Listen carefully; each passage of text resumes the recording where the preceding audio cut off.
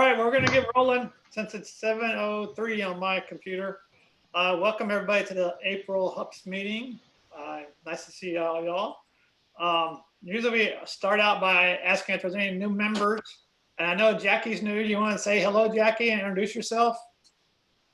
Hi. I found y'all while I was doing some research for a project that I'm working on for my master's degree in photography. I've been interested in underwater photography for a long time. I had an unfortunate camera accident 8 years ago and lost quite a bit of equipment in it. So 2 years ago was the first time I got to start doing it again. And now I'm really been getting more equipment, and I don't have a pool, so I'm at the mercy of those who do. But I enjoy it. It's such magic to me, no matter what and how hard it is and how exhausting it is. I love it. I see a lot more critters outside the pool, Jackie. I know, but because I've been shooting humans underwater in very flowy clothing. So I've been doing a lot of like dreamlike portraiture, or something I guess you could say is more fashion, but it's not fashion photography. I'm interested in getting a diving license and moving further out. So I was really happy to finally find a group that I can kind of talk with about that, because when I was working on my bachelor's and my master's, I've never had anybody to talk to about underwater photography. None of my instructors have ever done it. So it's always been 100% learning on my own. Yeah. We've had a couple of workshops that we're doing basically the thing that you were doing, and everyone just has a good time doing it. As long as we don't drown the models, they come in with not too many. Yeah, they don't have a lot of skills really. I've been working with children, and I just very cautious. Like I even have a daughter who was not a strong swimmer, so it was one time across the pool. I had somebody in the water. And as soon as I saw any of the kids getting tired, I swapped out to another kid. I'm like, go ahead, change into a different costume, pick out what you want. And then I would have another one jump in and do a few things with them. So I tried to keep them fresh each time. I didn't keep them in the pool for an hour. Is that the house that we went to? Hey, Jim. Lost? What's the guy's name that had the white hair and we went to their house and he lost it? He was a tax guy. Oh. Hang on. Hey, Jim, maybe you need to mute it. Nice to see you, though. I saw you pop on last month, but I didn't get to say hello. I'm sorry. I didn't. I got to get back to Zoom here. Somebody's bothering me while I'm Zooming. I won't mention any names. I just want to jump in for a second and say I live in the Philippines now. I'm friends of Kathy Long, so I'm joining from the Puerto Galera right now. Awesome. Right. Nice place. I'm finishing my Tuesday morning coffee. Well, we're going to be able to hear all about Puerto Galera tonight. Where's Jackie located? I'm in Humboldt, Texas, just outside of Houston. Look like you're in your car. Oh, I'm in my car right now, picking up kids from jiu-jitsu right now. So. But you were out. You were going to college out in California, right? Yes, I'm at the Academy of Art, San Francisco, but I'm waiting on an acceptance letter from U of H. Hopefully, I applied to their master's program for next fall, so I could be somewhere locally and affordable. All right. Well, good luck. Thank you. Join us. Join us. Send us your money. We need you as a member. It's a lot cheaper than the master's program. Oh, right. Yeah. Yeah, that's right. That's true. Anybody else? First time visitors? I think I know everybody else. Jim, you want to say anything? It's been a while since I've seen your face. Oh, you're on mute now. Push your Now I can unmute, right? Yeah.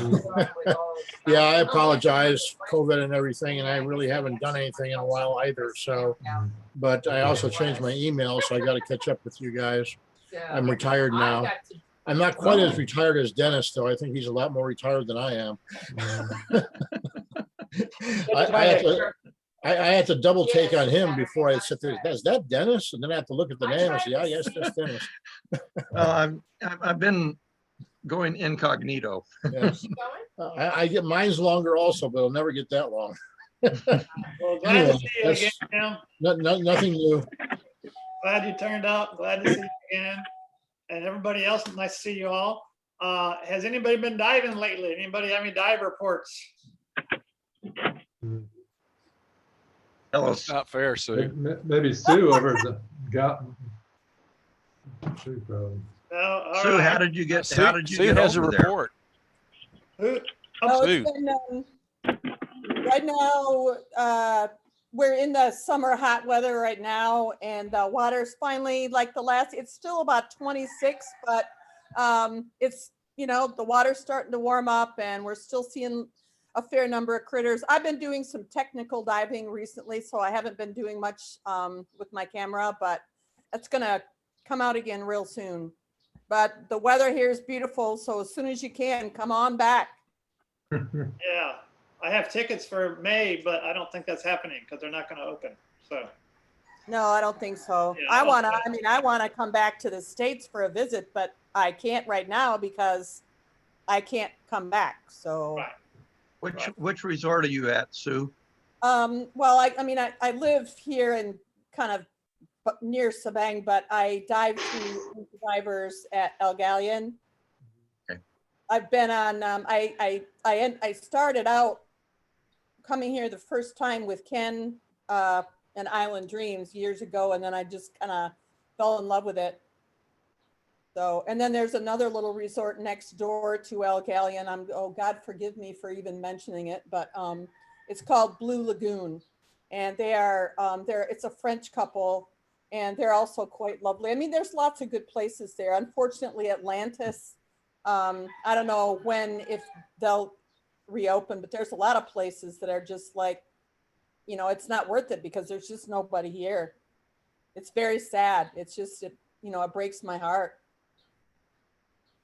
Yep. Tough times. Yeah, the diving's still here and the diving is still great. So as soon as you can, come on back. I was thinking the diving may even improve from the lack of, less divers now. I think you're right.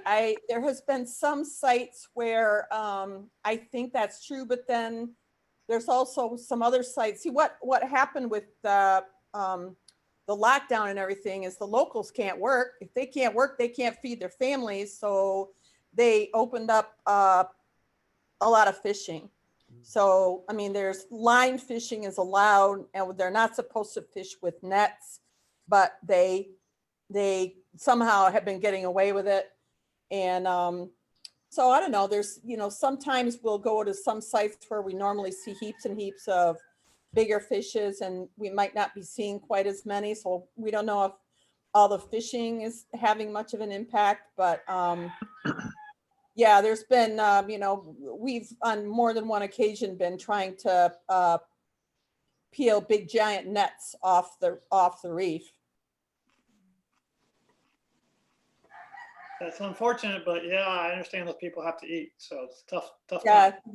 exactly. It's hard to point fingers when, they've got families to feed and they've got no money coming in. So, but fortunately right here, right now, at least, it's real confusing because it's like the right hand doesn't know what the left hand is doing. But here in Puerto, Is she staying in class or? Hey, Jackie. Am I not on mute? Yeah. I'm so sorry. Thought I was. no, here in Puerto, at least we're able to get guests down, even though Manila is currently on lockdown. We're still able, if they work through their chosen resort and they get the confirmation of a booking and they have a negative, the rapid antigen test result, and they're coming on quote business, at least right now, which that can be fixed.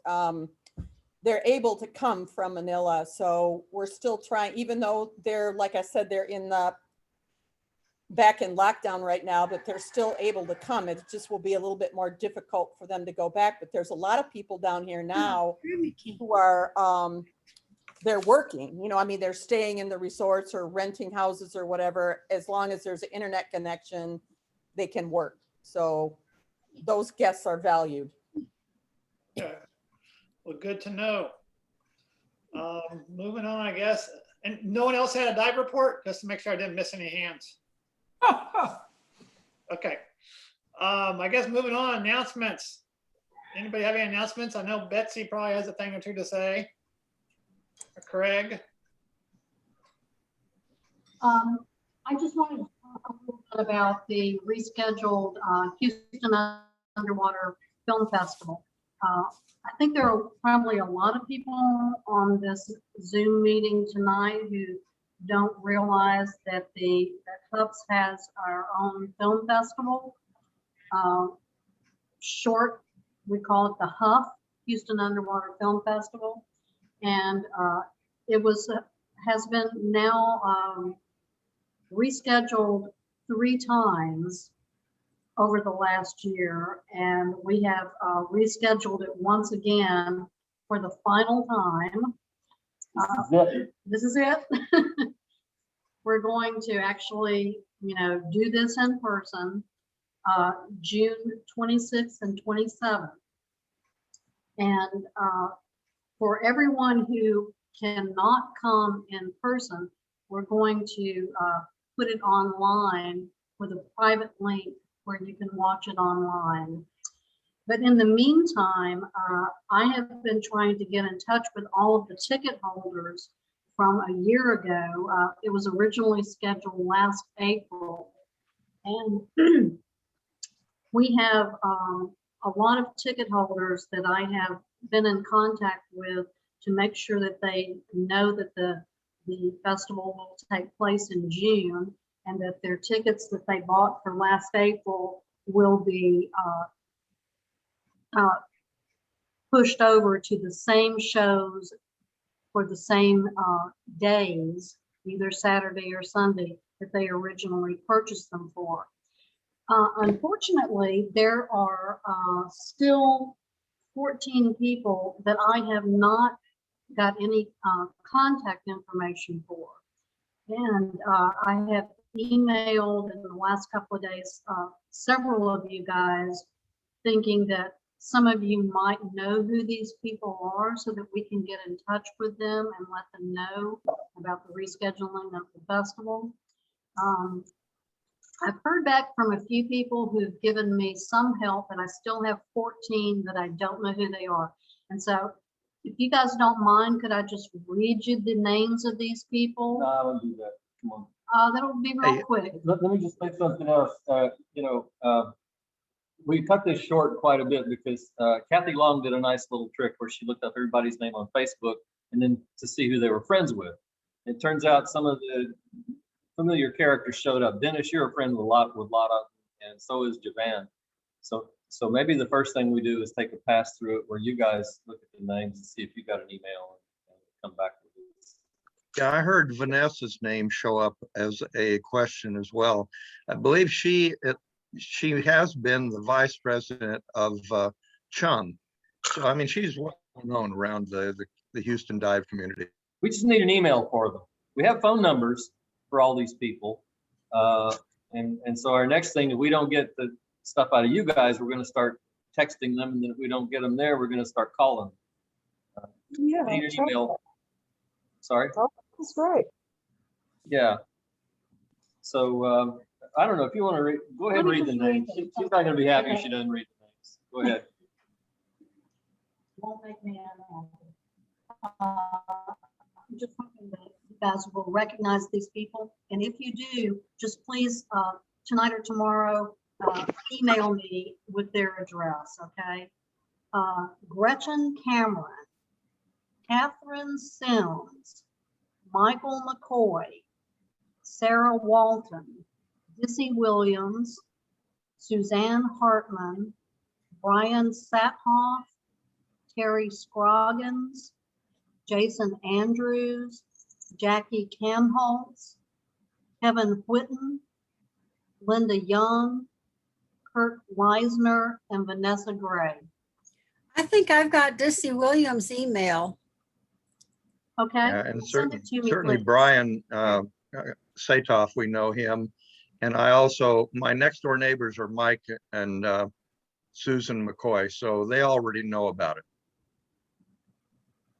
Okay, What but about- I need to speak with them, Dennis, because I need to make sure that we have them there. I know how many tickets they bought, but I don't know which shows they bought them for. Okay, that's the question. Yeah, And they the other didn't one- either. They don't know either. Yeah. There was a Kirk somebody that you mentioned. What was his? Kirk Leisner? Was that it? Leisner, yeah, I've got him on as, he's a Yes, Kirk Facebook friend of Leisner. mine. So That's can my you, problem. I bought a ticket, but I don't know what day it's for. And I don't know how to find it. Hey, Betsy, the same with me. I know I bought a bunch of tickets on different days, but I don't know it, so I gotta figure it out. Yeah, so you have 8 tickets, so I think 6 of those are 2 for each show. Then there's 2 extra ones. Are those maybe friends or family? I don't Yeah, know. I'm trying to get my family down there at different times, so I don't know. I'll figure it out. Nothing else, Okay. we'll give them away as freebies. If we don't figure it out, I have the task of going back to Cassandra and trying to get more information out of her. So Yeah, please, let's try to do it among our group. yeah, sounds good. Oh, by the way, Tom, you got that check from Cassandra, right? No. It seemed too easy, didn't it? I mean, Right. Now, Betsy asked me that earlier in the week, I believe, or last yeah, week. well, Mm-mm. I guess I'm gonna have to go back to her at some point here. And maybe in the mail. I'm sure, yeah. Oh, yeah. She forgot the stamp. Yeah, yeah. The only other thing I wanted to say, is just to remind everybody who's going to enter the HUPS video contest for this spring, that the deadline to enter is May 1st. By the way, one thing she didn't mention is that, you know, the way we're putting this out there, we're not asking people about what they want to do with their tickets. So don't anybody get into No. that position. You know, we're just going to tell them you're going to get the same ticket, the same show that you had before. And then if they start arguing about it, then we'll start to discuss it. But, you know, we could really open up a can of worms if we, you know, Trying not to be. don't yeah, Javan, what do you? I know Kirk Leisner. I have his email address. I know Jackie Cumholz. I know Brian. Betsy, send me the list and I'll see what I can do more. I emailed it to you yesterday, Javon, so check your email. You've got it. I didn't get it because I checked my email this afternoon. Okay, well, I'll send it again. I sent the same email to you and to Frank Burritt. I figured between the 2 of you, you'd know a lot of these people. Okay. Frank's on a trip right now. Okay, really? Where is he gone? Florida. Florida, they're driving. They're doing a bird trip. Okay, Cool, cool. very good. Okay, well, thanks, Betsy and Craig. And we look forward to HUF actually happening. So this will be great, one way or Really? another. Anybody else have any announcements to share? Yes, sir, Joe. Just briefly, I'm heading up to Fort Worth next weekend for an adaptable ASE. And I think we're going to have a group of like 25. So it should be a pretty good event. Great. Good. Sounds good. Worthwhile cause there. Have a safe trip. Anybody Thank you. else? Okay, I guess Dennis, it's you. Dennis is not paying attention now. Hey, Dennis, You're on mute, Dennis. Is there any chance we're going to go to Virgin Gorda this year? I don't know. We can't get there right now. I haven't talked to AJ in a couple of months. Virgin Islands is opened up, right? USVI has. Yeah, USVI, yeah. BVI is sort of open, but you got to jump through so many hoops. It's, you know, if we go, it's probably gonna have to be in the fall. But I'm thinking we're probably gonna have to move it to the next year. Cool thing about the U.S. Virgin Islands, if you go there, you can come Yeah, back without where any can folder Kathleen roll. and I go? That's our question. We were gonna meet this next week. You can go to St. John. You can go to Belize, you can go to U.S. Virgin Islands, you can go to Roatan, but Belize, I think if you're vaccinated, they let you in without a test. Problem is getting back to the U.S. All those places you have to have a test to come back. USVI, because you haven't officially left the United States, you can just come back. Like You can fly to Puerto Rico, and I think United is going to start some flights into St. Thomas pretty soon from Houston. Okay, so if we go to St. Thomas or to St. John. Right. You could also try Aruba. I went to Aruba in December, January. It was really good. Yeah, you just need you can do a PCR test when you arrive. And then I think it doesn't matter where you go now. You have to have a negative PCR test once you re-enter the US. Because I was in Puerto Rico last year, didn't need one. And I think that changed right after elections. So we want to double check that. Well, how long does Puerto it Rico, take? but USVI, supposedly you can come back just like it's an internal flight. Domestic. That's what I read. Okay, Yeah. so if we go to Yeah. St. Thomas or St. John, we're safe. Yep. Okay. St. Croix. St. You can Croix. go I've dive. never been there. Okay. You can dive the pier at St. Croix. There's lots of critters there. Yes. Good, thank you. All right, Dennis, before I turn it over to you, I saw someone join late and I want to give them a chance to say hello. Hey, Jason, I don't know you, but I've seen you post some stuff on our Facebook group. I didn't know if you want to say hello. We kind of already did the part where you introduce new guests and things, but since you showed up, I saw your name there. I thought you could maybe say hello and introduce yourself a little bit. Yeah. My name's Jason Borkland. I dive mainly with fins attached, marine conservation, but I end up diving all around different parts of North and Central America, mainly on the Pacific side. And became friends with Justin Wallace on a trip a little while ago.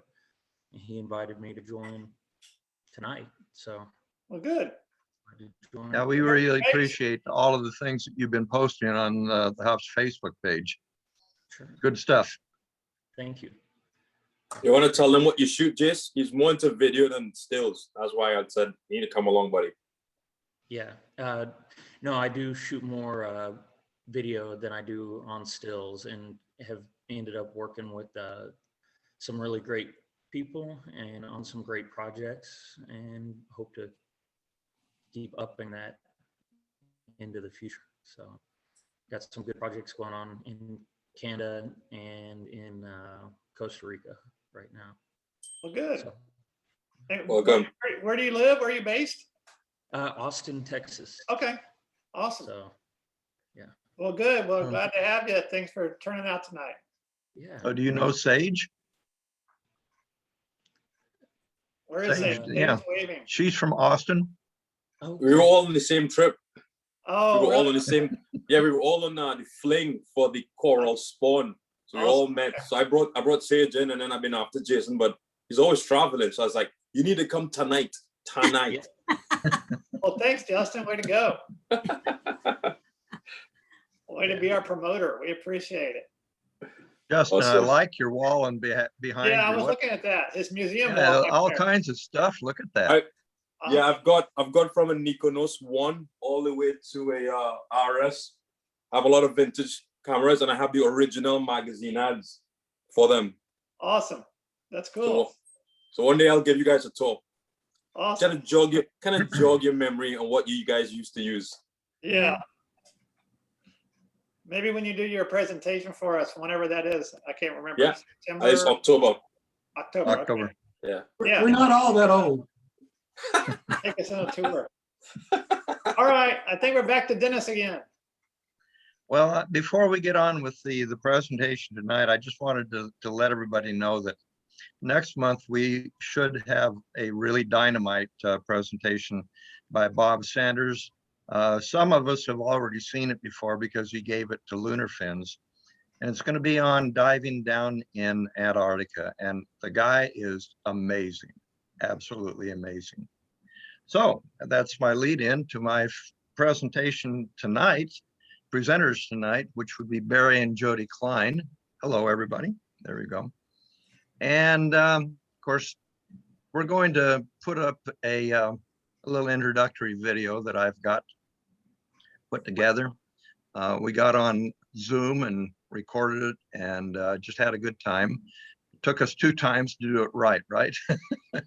Couple shoots. Couple times, yeah. First time we thought we were recording and we weren't. But that's okay. The second take was better than the first. Warm up. A lot more compressed. Okay, so tonight I do have Barry and Jody Cline, and they're from up in Oregon. And Martin, if you could run the show, get it started.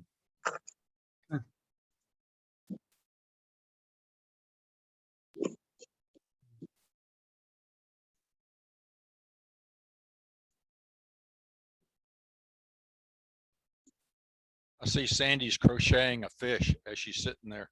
Oh my God.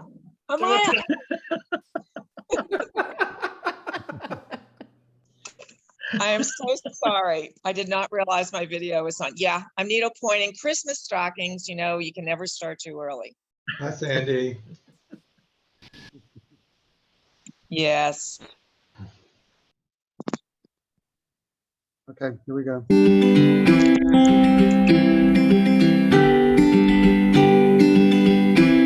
Our speakers, Barry and Jody Cline, joined HUPS over a year ago.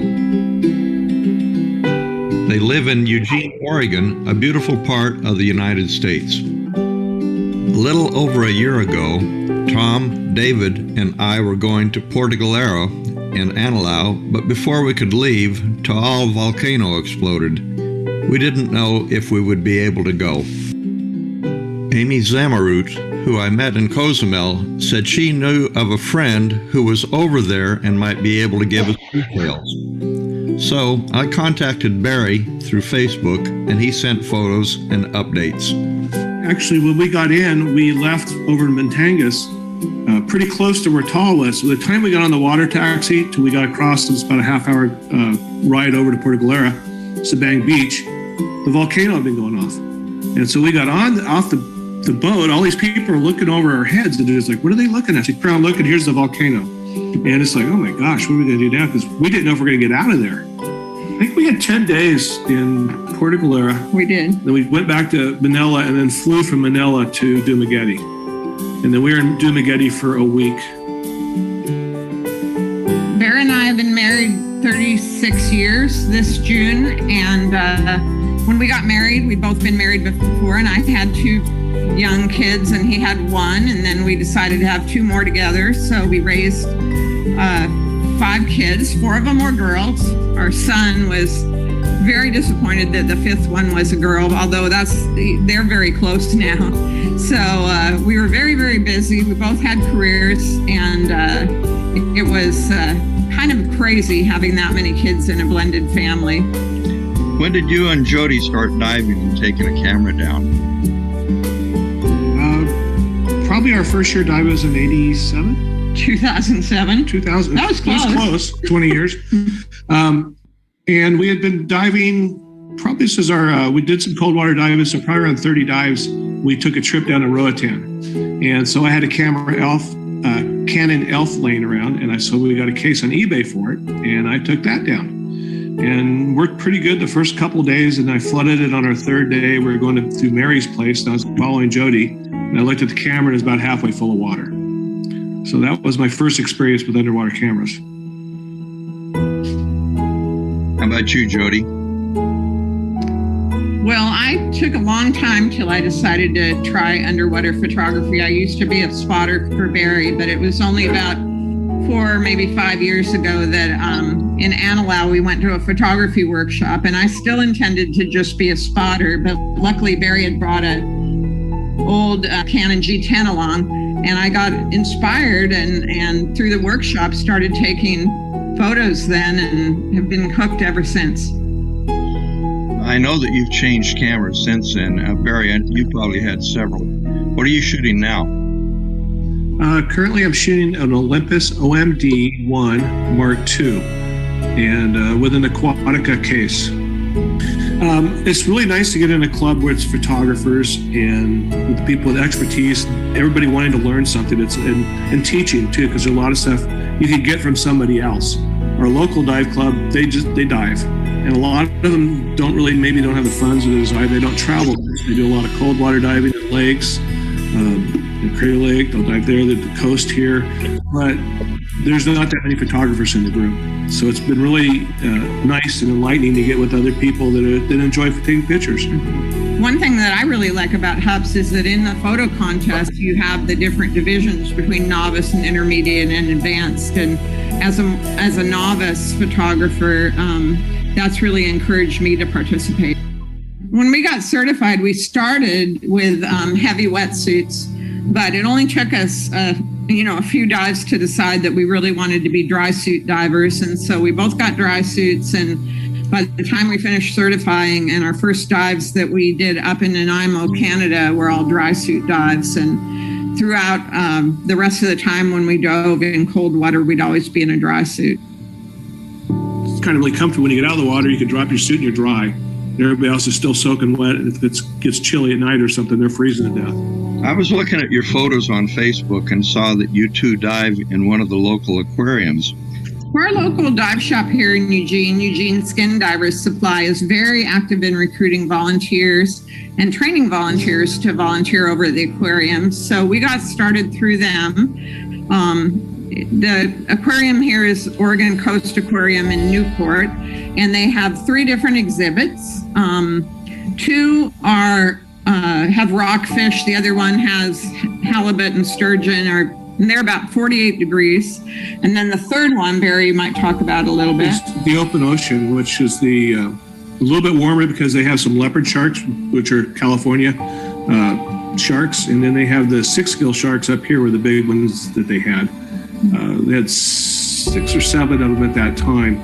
And then they have bat rays. They'll have schools of anchovies in there for bait fish, for things to eat. They'll have a school of salmon, different fish in there swimming around the whole exhibit.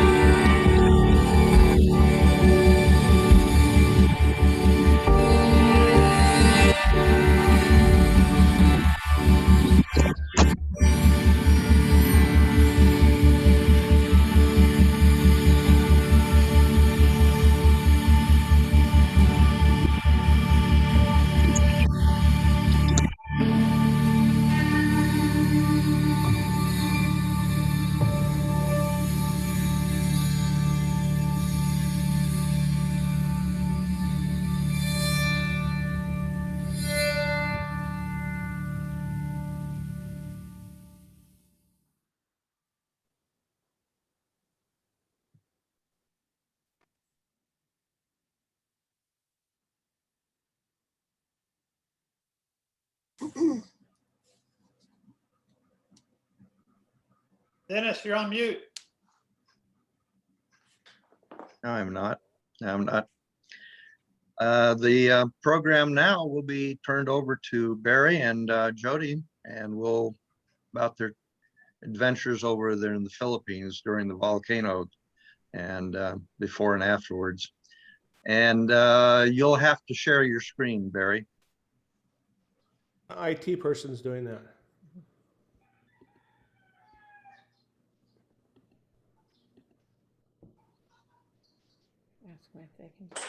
Can everybody see that? Yes. Is that showing up? Okay. Well, this is about our trip over to the Philippines.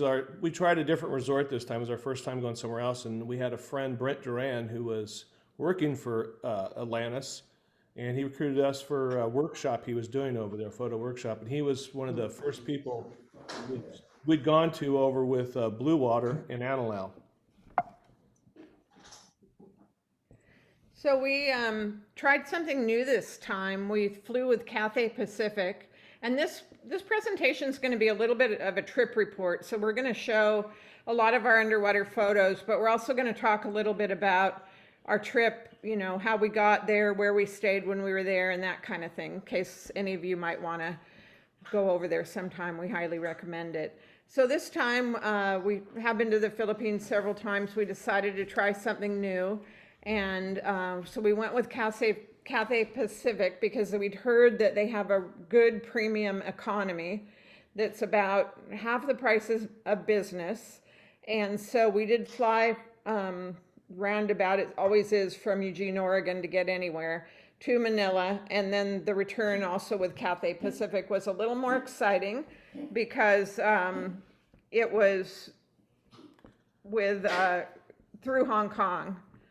And then while there, when we went down to Dumaguete, we went with Cebu Pacific down to Dumaguete and back.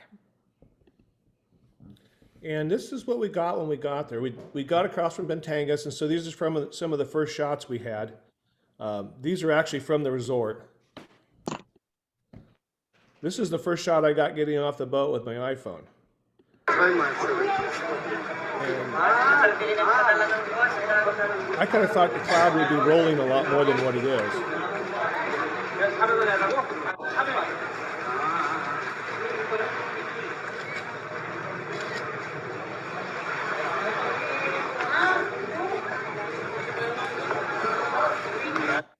But it really didn't move all that much, but it was enough to when you get off the boat. We had just gone up to several times up to Mount St. Helens, and so you don't know what kind of devastation is going to be out of this, you know, out of a volcano. But we were expecting a tsunami possibly. There's no telling what could happen. So it was a little not knowing what was going to hit was the strange part at first. So we were staying, as we mentioned, at Atlantis in Puerto Galera, and Brent was our instructor. And since I think we were maybe the first people that reserved for the workshop, he got us this fantastic room that was at the top of the resort. Just to show a little bit about the accommodations, this is what the inside of the room looked like. There's a really tiny closet that's kind of part of the desk. This was one of the first time ever that we'd had an actual TV in our room on a dive vacation, and I didn't think we'd watch it, but with the situation with the volcano, we actually did end up watching it part of the time. And this is from our room looking out over the balcony. The resort has regular sit-down dinners. It's not a buffet, and so each night you can order off the menu. And it has a pool, which of course we never went in, but right above the pool, that area is the spa. And I do make use of that. We took a part of one day a walk down to Sabang Beach just to kind of walk through town to see what it's like. It's the first time we've stayed where we could walk into a town, and had a really nice jeepney and just kind of nice overall downtown little area. They have some wildlife. It was pretty lively down there. So this is going to be, we finally got underwater. First thing we got to, I got a sea crate, and I was lined up to take a picture of a nudibranch, and this thing came out from behind, and our dive guide is scared to death of these guys, and he just like left the area real quick, and I just kind of floated up. It just went underneath me, and so I got a shot of him on the way by. Whitemouth moray. I'm going to try to get all the names right in these. This is the Nebrathia nudibranch, the Chamberlaini, that we had laying eggs. And this is what I was trying to get a shot of when the sea crate came out. Donald Duck shrimp. This is one of the few peacock mantises that actually stood there and posed for me. Usually you got to chase the little buggers around and try to get a shot under a rock at them or something, but this one just was out in the open. No eggs, but still a nice subject. Mushroom head, mushroom coral pipefish. Also, nice pipefish. Underneath shot of a profile of a nudibranch, and then some sexy shrimp. Cuttlefish, which I love to chase around. This is probably my best shot ever of a garden eel. He was the only one that ever stayed up that long where I could get a shot of him. Nice one. Another cuttlefish, which this one is over in a different area, but I like the detail on it. And this is one that Dennis had used. It's a juvenile peacock razorfish. This is my best ever shot of a black frogfish. Usually it's like shooting into a hole. I just can't get any detail. But I was able to actually get this one in pretty good shape. I was happy with it. Another frogfish, which I love. And seahorse. And this kind, I'm not sure what they are, but very ornate. So this first photo is of a flamboyant cuttlefish, and for this whole part of the dive trip, my strobes were not working properly. And so in quite a few instances, I was actually supplementing like with a focus light, and that's why you get kind of the shadows going off to the one side. This is the same cuttlefish doing some hunting, and I put these photos in not because they'd win any great photography awards, but I thought it was kind of interesting to see like what the cuttlefish looks like when he puts out his, what would that be called? Don't ask me. Like tongue, I guess. And then it actually, the one on the right-hand side, you can see it from a different angle, the way it kind of flares out in the front there. A couple more photos of one of an eel and a hermit crab. And then this is the same mantis shrimp that Barry had the photograph of, but because my strobes weren't working and I was so frustrated, I played around a little with Lightroom and maybe Photoshop and dolled it up a little bit. This is going to be a little video, which Dennis will have to forgive me for my shakiness.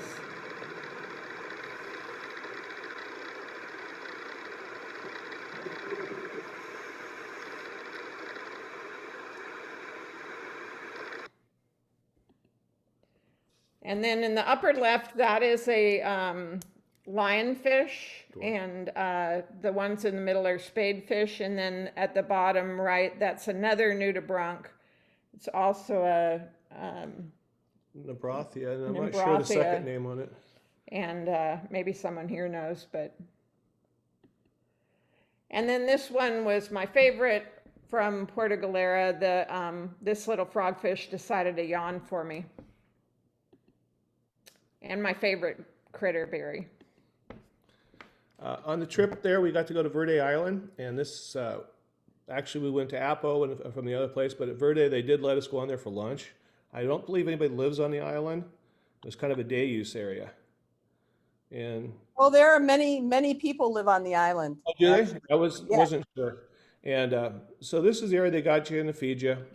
And it was a really nice looking building up through there in the side of the hill. A little bit run down there. We figured we'd get a good deal on that one. This is the group that was on the boat that day, part of the workshop. This is over at Dumaguete, and a drone shot coming in, so you can see the resort. The bright green roof is their restaurant area, right? And one of the bancas that they dive off from. So again, Brent did a really good job. This was after the workshop was over at Puerto Galera, but he got us this room right on the front of the resort.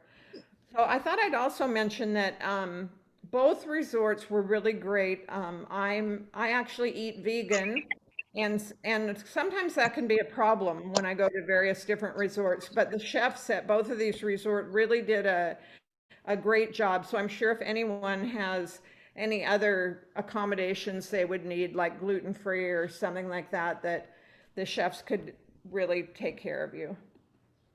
This was the front of our room.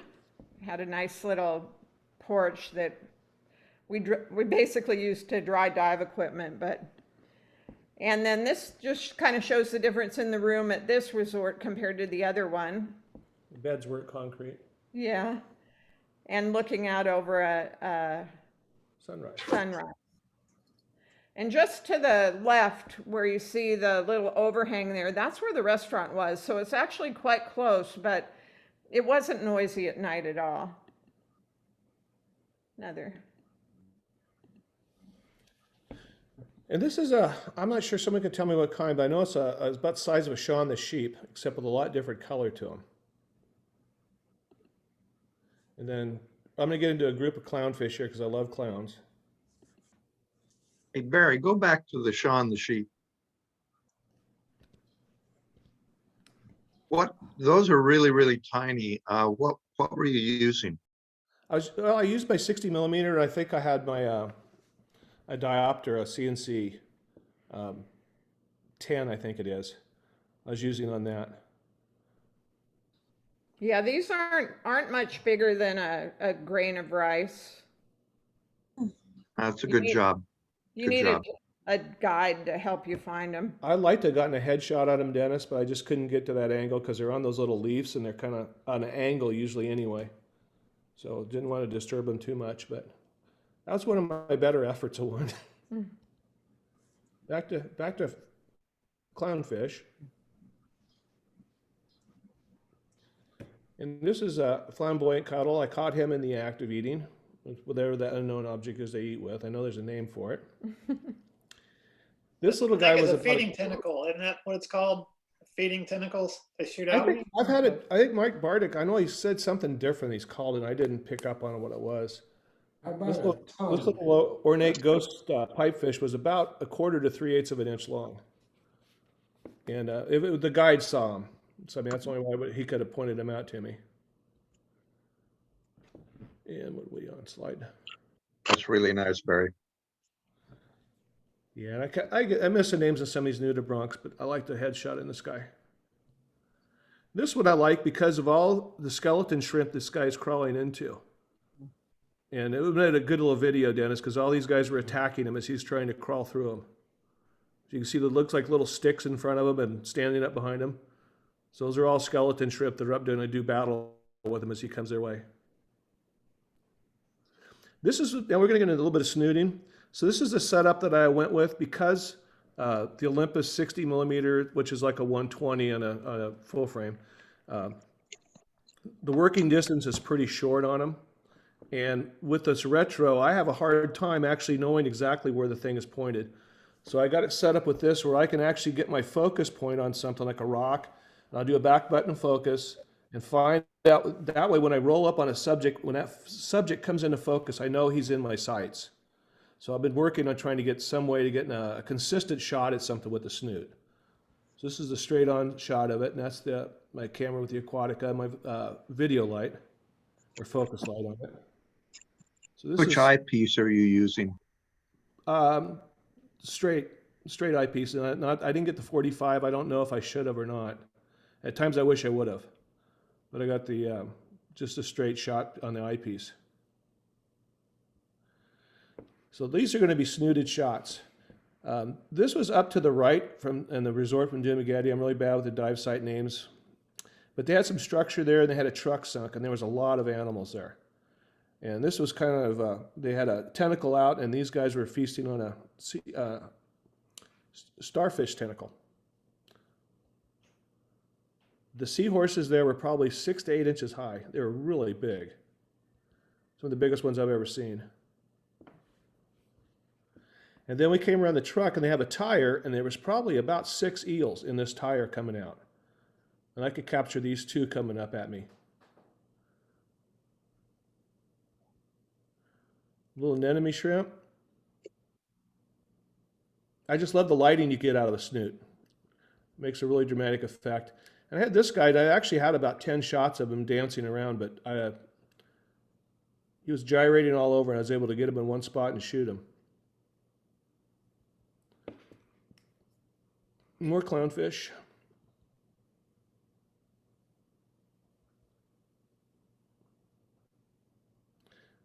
And the nice thing about using this snoot is I didn't seem to blow out these guys' noses. I don't know if anybody else has that problem, but they're almost like they're radioactive. They just are really hard to distinguish what you got sometimes. Nice little porcelain crab we found. And one of my favorite subjects is they don't swim away from you. These Christmas tree worms. And then a pipefish. That's nice.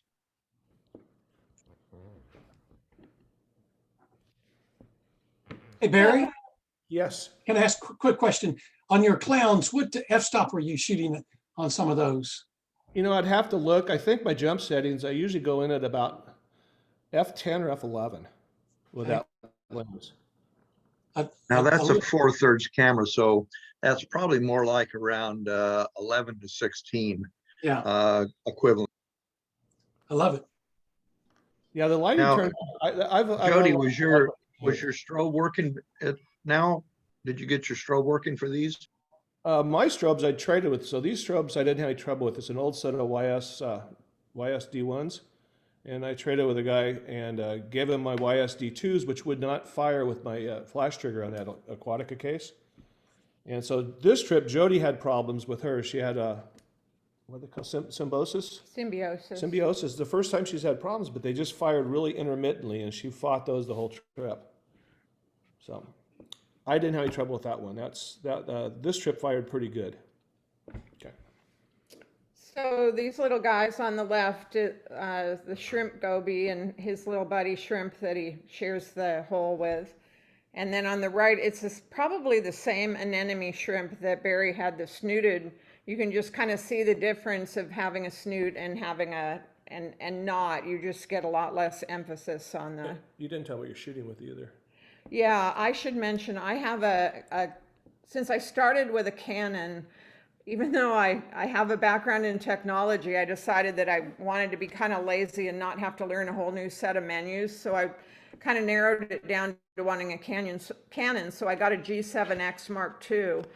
I really kind of regret that that was what I got because it's basically a compact camera. You can, and I do shoot manual with it, but I find now it's fairly limited, but I have an Autocam case and I've got a lot invested in it that way, so I'm going to hang in there with it. So this is going to be a little video of flamboyant cuttlefish.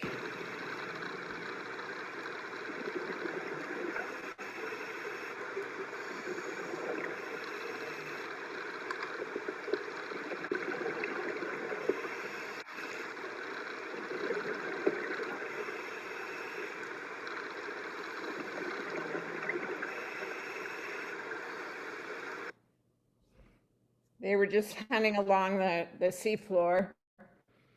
And then here we have a cardinal fish with eggs in its mouth, a little almost kind of purple frogfish, and a seahorse. And then those were all nice. Thanks. Just to end it up here, I took some drone shots. I didn't get my drone up in Puerto Galera. It was a little bit too windy. And Dumaguete, the weather cooperated a lot better. And the resort at this place, instead of like Antelope where you get the sunsets, in Dumaguete you get sunrises. So the only way to get a sunset was to get up where I could shoot back over the island. So this is with a Mavic 2 Pro. And if anybody's familiar with drones. But this is a sunset. Here's the resort again. That's kind of like the first picture. This one I like when you're trying to frame these shots and trying to get some kind of the lines in the ocean. And I love bonkas.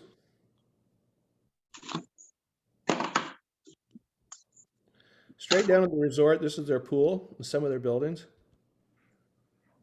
This is in the morning when they're getting ready to load one of the bonkas. They have these big ones, which are kind of nice to dive off from, actually. That's like the big one that when you go over to Verde Island or Apo Island, depending on which resort you're at, you go on a bigger one like this. Or if you're in a large group, a big group from California. Big group, yeah. Big group in California was diving in this one. And that's from over the ocean, looking back in the at the restaurant and the bar. I think this is a short video.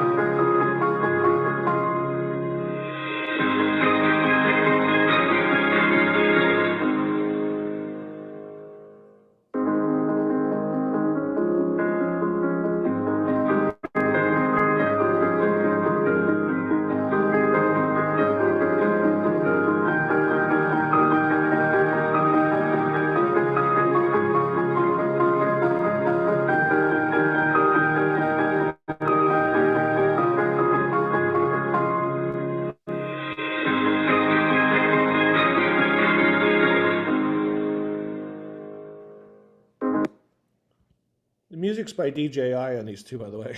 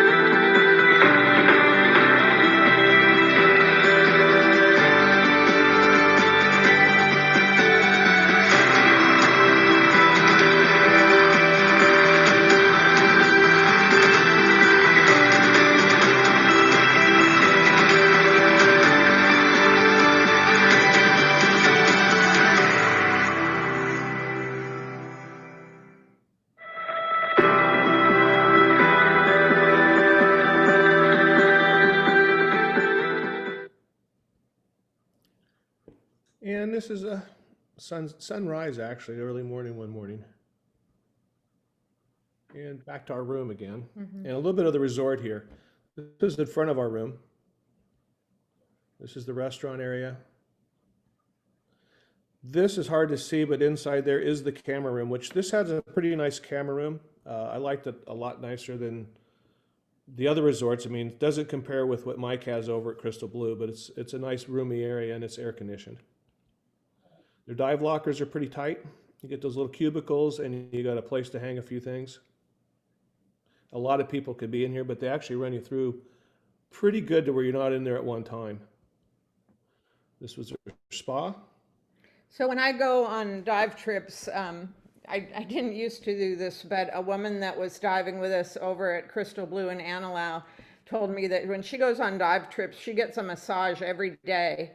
And she kind of got me hooked on it to where I started getting a massage every day. And, you know, I almost worried a little bit at first whether it would affect, you know, like nitrogen release in your muscles or whatever, but I never had a problem with it. So this is a spa that I got to know really well.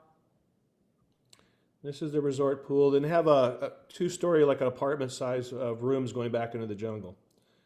This is little dive boats we went on for local. Around close dives, we're just a small group. And that is around the area.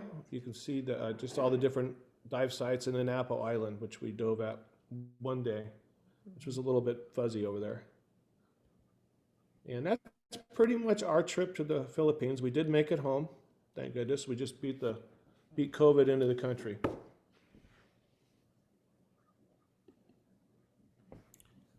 Very nice, guys. Enjoyed it. You had a lot of good pictures. Thank you. I've seen quite a few of them in the photo contest, so. Yeah. But there were a lot more that I had not seen before, so that was good. I had to recycle some. Does anybody have any questions? I do have a question. I have a. Go ahead. Go ahead, PJ. Okay, great. Hi, Barry and Jody, just wonderful work. I really enjoyed your presentation so much. Thank you. I love all the critters that live in the sand. They're just so amazing. But my question actually is about your drone camera work. Yes. I'm considering getting the Mavic, and I'm going to get the Mini 2 for a couple of reasons, because of not having to register it with the FAA because of its weight. And I found this really cool like pontoon so that if you're out over water and it has to land, it won't, you know, just ditch into the ocean. It'll hopefully float, which kind of excited me about that too. So my question is, have you seen lots of restrictions in the different countries that you're wanting to go diving about carrying the drone in? Or are you finding it to be fairly easy and nobody harasses you? Philippines and Honduras are like probably the two places we go the most, and we had no problem. We were looking at going to, what's the one that Steve likes so much? Belize. Not Belize. Sulawesi. It's down by ABC Islands. It's Oh. not Curacao. Curacao, you can have them, but Those cuckoos. Aruba. Bonaire. There you go. They do not allow drones. So Okay. you can't take it there. So you just have to check ahead of time, and some of them, you'd have to let them know ahead of time and get kind of a permit Yeah, to be able to fly. that's been And I like, my experience. I've had to, you know, depending on the operator, you tell them you have a drone and they will organize a permit for you. It's normally like $20 or whatever it is. yeah, most of the time it's not really a problem. I just like to go through all the channels. I know I have more restrictions flying around here in Oregon. And then of course, any of the national parks you go to, you cannot fly. So there's parts of it that aren't as fun, you know, and then I always worry about people getting paranoid. They all think you're looking at them. And the one I have is a really wide angle that you can tell by the photos and that thing, and it shoots like a 2.8 wide angle. It's the Mavic 2, and I got it mainly because it had a better lens in it, but it's not really, you can't close up with it and you can't zoom with it at all. So I have a question on that, Barry. Were you shooting with the log profile? Because we have the same drone. Okay. Yeah. On the videos? Yeah. They have a log profile you can shoot with. I shot at the highest 4K that I can shoot with it, I believe is what I did. It's been a while since I had it up, Craig. I flew around my house the other day. We took, we're getting ready to move to Arizona, so we took house shots with it. That's the first time I probably had it up in months because we get a little bit of rain here. And so I just don't take it out when it's wintertime normally. So I actually looked into that for Indonesia and the Philippines, and basically those two countries, officially, they've adopted the same type of rules that we have in the U.S. I mean, if you read their rules, they're just basically the same stuff you read here in the U.S. So it's kind of common sense stuff. Yeah, it is, and I never had any trouble except just getting brave enough to actually launch one of those things off of one of those banca boats. I actually did it over at Apple Island, but I damn near didn't get the thing back on the boat, so I don't think I would do it again, actually. I've only done it from the shore, Craig, because of that reason. And the first few times getting it out over water is a little bit of a clinch. Yeah. Well, just get someone to catch it. Just get someone to catch it. Put it in sport mode. Yeah, I've seen that with the bigger ones. I trust ours. The blades are pretty close to them, close to your finger. And Antelope up the coast from Crystal Blue, and I was probably 3 to 4 miles away, and then they started to interrupt my shot, and all of a sudden panic, and it's like return home. So drive get it back to where it could see me again because I think there was a ridge in the way or something. I had an interruption in the signal. Yeah. But yeah, you don't want to lose this. They're about $1,500 or so plus everything else you got in. I mean, you don't want to drop them in the ocean somewhere. But they are. I guess you must have gotten some of the neutral filters too, right? Yes, I did. I shoot with an ND filter on them. That's something I'm mentioning that for other people who are thinking about drones. They don't ever tell you that, but you absolutely have to get those if you're going in the tropics because the sensor is so small that you really can't shoot above about f8, maybe f11. I'm not sure, but it just won't let you shoot at that because the quality goes down so much, and so you really can't block out that strong tropical light without the density filters. And on the video, I think it's really necessary to have it. And I use it for my stills, but I do bracket all my shots too, and then just come back in and make an HDR out of them when you get them in Lightroom. Shoot the drone in RAW. That's the most important thing. People don't realize your drones have RAW settings too, so you can bring it into Lightroom. You know. Yeah. Definitely. Yeah, and just. But even RAW, Justin, I think even with RAW, I think you're going to blow that thing out without the filters. They're cheap. They're not expensive. Yeah. And in the log profile, it unlocks 10-bit if you 10-bit video. Yeah. It ends up being a lot more detail, a lot more color combinations than the 8-bit. So but you have to be prepared to grade it, but that's easy enough. DJI has tons of corrections for it. Yeah, we shoot it with the log profile, and they've got a LUT that goes on it.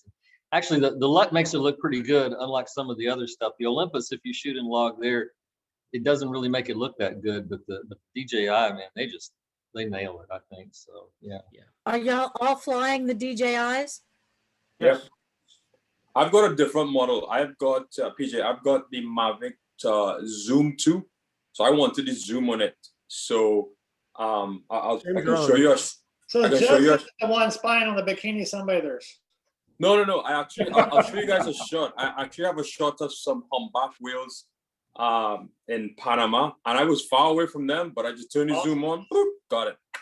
That's the nice part of having that same drone, but just a different camera on it. Yeah. So I mean, the zoom works good. I mean, yes, you can spy on people if that's what you're into, but you know. So Justin, that would have blown my whole reason for buying the drone, because it has the Hasselblad camera. It has a Hasselblad, yeah. And I sold it to my better half here, that's the only Hasselblad camera we're ever gonna have. Right. That's a good point. Yeah.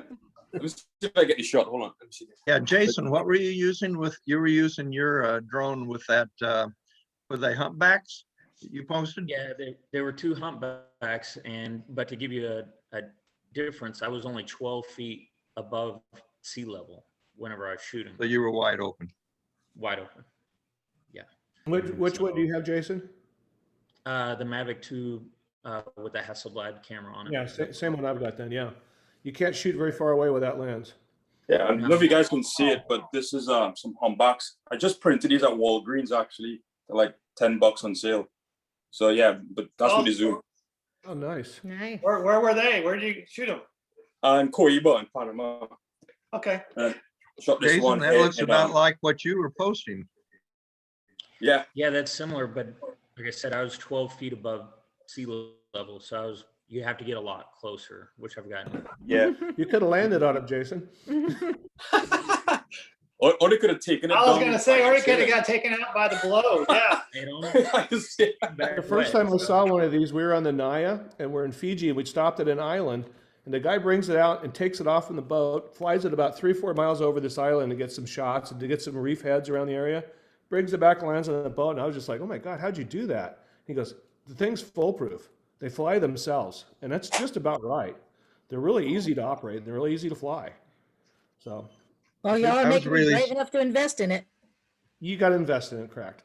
That's the hard part. I was really surprised at how stable your footage was up there. A lot better than I am underwater with a camera, Dennis. Well, the one drone tip that I will give is my own personal safety thing about that. You know, you got the battery indicator and all that, but I'll tell you what, when that thing gets down to 50%, I want to have that thing in sight. I want to see where it is. Because 50% sounds like you got a lot left, but you really don't. Because at about 30%, it starts beeping at you and telling you, I'm going to land whether you want me to or not. Yep, I keep them close by. Okay, one more silly question. They've got those propeller guards. Do y'all use those when you fly the drone? No, I'm outside. I don't think. No, I don't a need little toy when you put them on for around the house, but when you're outside, you don't really need them at all. I don't use them. And I always go with the regular DJI propellers. I don't get some of the off-market ones. Yeah. I did get a few things from Polar Pro leg extensions, so you can land in higher grass or in a little bit more of a gravelly area if you have to. And then that's where Polar Pro is where I also got my ND filters. So they seem to have a pretty good quality of them. He also got a skin for it, so it's like a brighter color, because looks like Iron I Man. would be his spotter a lot of time. He'd be like, I can't see it, and I'd look up there, and it's white. I'd be like, I can't see it either. So we got like a red with yellow skin on it, so we can see it up there. So my other good drone story, we were in Cabalao that Tom was talking about over on Bohol, and it's got a really neat scene there with the lighthouse on the point and everything. So I'm flying it over the lighthouse, and it's really getting down to the end of the island where we really can't even basically see it. Of course, all the staff is out there gathered around watching and everything. And one of the girls from the bar who we'd gotten to know, she says, "Sir, it can go in the water?" I said, "No, it can't." Let me turn it around. Just takes a suggestion like that.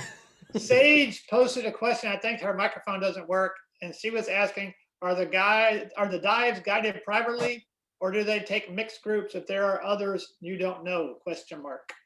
When we were with the one group, of course, in Puerto Galera, in Dumaguete, we dove with all sorts of different people. And usually we had one guy that we stayed with the whole time, a little guy named Gene. He was really good.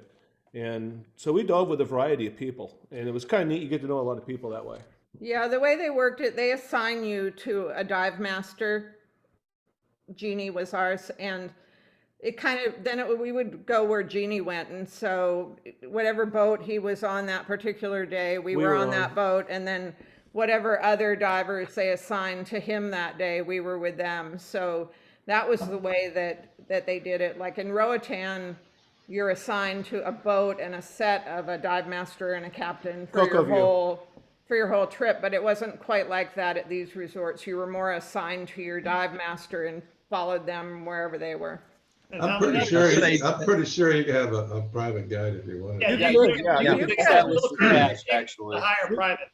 We actually kind of did a few dives because there wasn't that many people on some dives. It was like 2 or 3 of us. And yeah, Tom and I had a private guide, just the 2 of us, after we did the Blackwater diving in Analau, and I didn't think it was all that much more expensive. I mean, yeah, we paid a little bit more, but wow. I mean, it was just us 2 and a guide. Who'd you have? Really worth it. Very worth it. Dennis, do you remember your guide? Tom, do you remember? Oh, what was his name? Pong? Yes. Pong. And that was at Crystal Blue. Yeah, he's pretty quiet, but he's a really good guide. We like Edgar whenever we go there. Oh yeah, The only thing you got to be careful of on that is you know, you're in Asia, so you can usually fix it with money. That's not a problem. But places like Puerto Galera and Dumaguete, they've got a lot of dive masters, you know, just on call kind of. So if you decide you want to just go private, you can do that quite easily. Some of the other places that are more out of the way, you need to talk to them about that ahead of time, because they may not just have somebody to give you. So the one thing we did find there at Dumaguete, because it wasn't part of the group, was that the nitrox was quite expensive. And that added up pretty quick after the trip. Instead of getting like, we're used to kind of like you go there and you pay a set amount for the week. It was per tank there. So that was just a little bit more of a expense toward the end of it and than we were looking at having. But hey, Barry, Jody, you guys are going to be heading through Houston sometime in the next several months, right? Yeah, at the beginning of September, we're going to go. Our other favorite place to go is Cocoa View in Roatan. And so we're going to go, I think it's September 4th through 18th. And we're taking a bet that we're already going to be living in Arizona by then. So we already got our plane tickets. We changed airplane tickets. So we're going to fly direct from Phoenix to Houston and spend the night, and then Houston to Roatan and back. We'll have to get together. Yeah, that'd be great. Hey Barry, I got a question on your snoot. So I've got the same retro snoot. So it looks like, based on your rig, you actually just plan to snoot the entire dive. Looks that way. And you hope you don't find a whale shark. Yeah. So is that your configuration? Because I typically get a snoot holder. So I have my dual strobes, and then I have a third strobe in it, and I'll hand it to somebody. Obviously, teach them, you know, up front. But I actually quite like your rig. I mean, just actually having it there all the time. But it's just made it easier for me, Justin, not having to aim the thing, because the focus light on that YSD1 in a daytime diving in that, I just couldn't tell where I was pointed. Got it. And having such a close focus area on that 60 millimeter Olympus. For sure. If I could get it zeroed in ahead of time, I didn't miss as many shots this way. That's cool. Now that's the backscatter one that you have, isn't that right, Barry? No, I have the. No, that's a retro LSD. Jody the backscatter one. I think that's a lot easier one to use. It'd be a lot better. But David, what do you have? I have the backscatter one, and it's super easy to use because when you aim it, it's aimed. The modeling light shows where it's going to flash.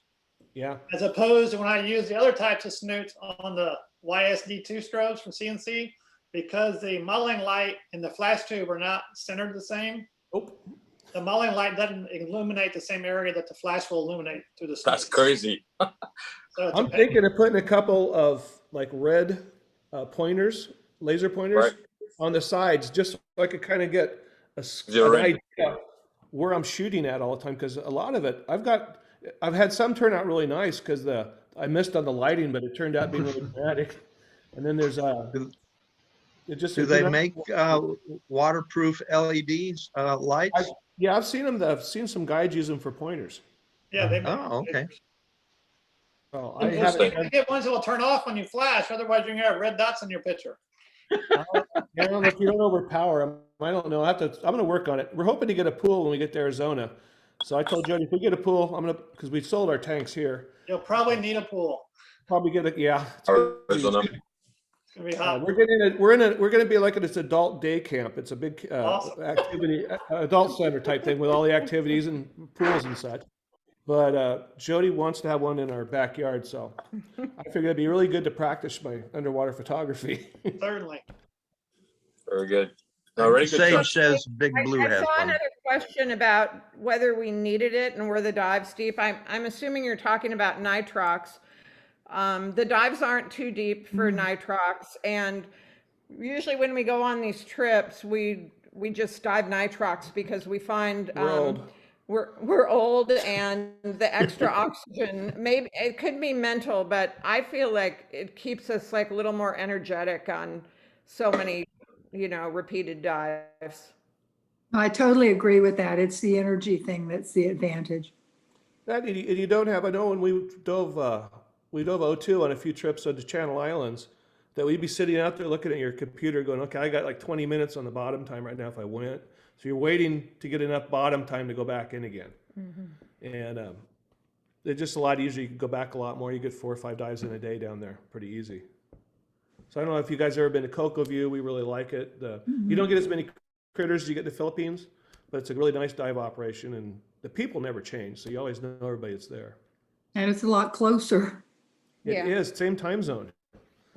They still have the parrots or the macaws, don't they? Last time we were there, They're supposed to have a really good buffet. they have good food. It's a nice resort. I mean, it's not gourmet food by any means, but it's all good. The dive operation is one of the best I've ever been on. The boats have that moon well where you could come up right in the middle of the boat. Wow. Where seas are rough, you don't have to get beat up by a ladder in the back end of it. You just come into the boat, go right up the middle. They grab your tank, help you up out of the well, and you just kind of go sit down. And the Prince Albert is a shore dive. Yep. And they have a lot of that's a good place to go practice. And they have a nurse on site. So right now they arrange where before you come back home, the nurse gives you your COVID test. Oh, that's handy. And you get your results. So you don't have to worry about going somewhere else on the island to get your return test. So that sounds fabulous. Yeah, really easy. It's funny. We want to pick a resort that has a nurse on it. I think she does it so she can dive for free. So she wasn't there all the time, but she's kind of hooked on probably the last 4 or 5 trips we've been there. She's been there. I think she mostly takes care of people's ears from what I've seen, people that have ear problems.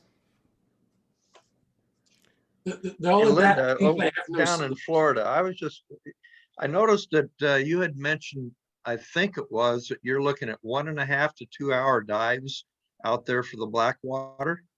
How do you manage that? The one I use Steel 100 tanks, so I can do the 90-minute dives on a Steel 100. Some of the people on the 2-hour dives are using Steel 140 tanks. Wow. It's just ridiculous. And again, they're diving on nitrox, but it's got to be hard on your back. So yeah, if you're Steel 100 is pretty straightforward. That's doable. So the 90-minute dive, but if you're on the 2-hour dives, you end up sitting on the boat waiting for the others to come up. Linda, do you dive a high pressure or low pressure 100? High pressure. Yeah, those are nice. That's what we had. Those are nice tanks. Yeah, I switched over to those for the black water, and I don't regret it at all.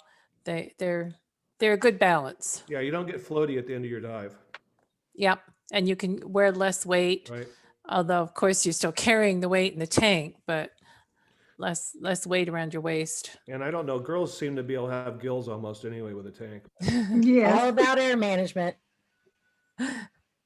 Yeah. So the 90-minute dives I found doable. The 2-hour ones are tough. And they never do any two dive trips out into the out there? No, it would make, as it is, we get back about 11:30 at night. You do two dives and you're going to be out very late.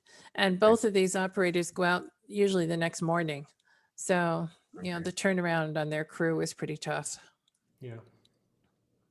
All right. Anybody else have any questions before we move on to the photo contest?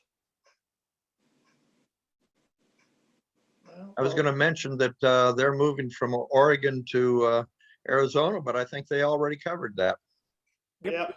Well, thanks, Barry and Jody. That was very nice. We enjoyed the program. Thanks for doing that. Thanks. We're glad that you joined not too long ago and you're stepping up already doing a program. That's great. That's why you take pictures so people can see them, right? That's right. That's right. All right, Martin, are you ready for the contest? Yes, ready. All right, I said let it rip.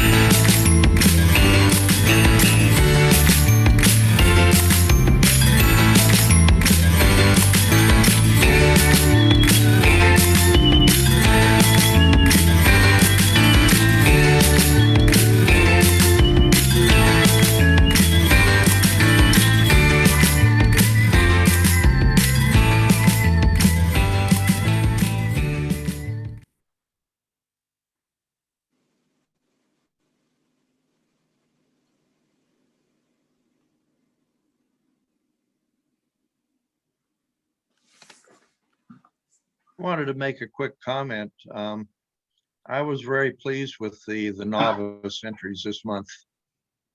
I thought they did a very good job. Good job, Sis. That was an awesome shot. I'm not gonna lie. I think the intermediate's kind of close. Yeah. Yeah. I'm tied with some Barry guy. I don't know. Some Barry Cline guy was tighter than. Some Barry guy. That's good. Well, good job, everybody. Congrats to all you winners out there. Yes. It was nice to see a good turnout, and I'm not gonna lie, it gets harder to judge when we get all those entries. The advanced category had so many entries. I was like, oh gosh, it was really hard judging. Yeah. I'm not the only judge, in case of you that don't know. There's a panel of judges. So. Yeah, I think that the only one comment that I had in general for all three categories is that I think that the photos were best than the adherence to the leading lines Yes. theme. Probably, I yes. thought that a lot of them were missing the point of what the leading lines was all about. They were still good photos. Yeah, but that eyeball from Justin, well, I was right on. Right? I mean, that right there. Yeah. That's perfect. Yeah. Well, and I I tried want to to see what the judging Stephen hand. Thin lines mean. Stephen Anderson's photo of the shark was an exact example of what leading Yes, very lines is nicely all done. about. Yeah, your eye couldn't do anything but go directly towards the center of that shark. But the second place shot was stunning as well. What's amazing is I very rarely agree with the judging panel, but tonight I definitely did. That's good. Well, we don't want you as a judge then. Well, no, now it's the eye of the beholder too, right? I think I know the judge also, everybody's different. we see a little more detail, I think, at least I do on my big old giant screen. And so sometimes when they're smaller, they look different than when you see them all zoomed up. So anyways, but I understand, because when I used to compete in the contest, sometimes I didn't agree with the judges either. Well, Anyways, I used to not agree with the judges, but after seeing all of these comments that the judges have every month, I mean, a lot of the stuff is, you look at it, oh, that's a good photo. And then you see the judges' comments, you go, well, yeah, he's kind of right about that. It could be better, you know? always can be better. Everything can always be better. Yeah. Right. And it's all very subjective. And, you know, you try to get judges that have some credentials. You know, we don't have pros here in our club. Well, we have a few that are semi-pros, but not really hardcore pros. All Well, right. I think I also believe in the school that Barry was talking about a little earlier of, you know, you get the shot, but you don't even realize it until you're looking at it later. And by serendipity, you get the shot. Oh, yeah. Guys, I'm going to leave. I'm going to go see the rest of the basketball game. Good night. All right. Enjoyed Good it. night. Thanks. Night. All right. Anybody else? Basketball game, what's he talking about? 13-4 Baylor right I now. do know about it, even though I don't watch that stuff, but I do know about the game at least. Yeah, Baylor's up 13-4 over Gonzaga, Oh, that's good. Gonzaga right now. That's good for Texas people. Good deal. Absolutely. Okay.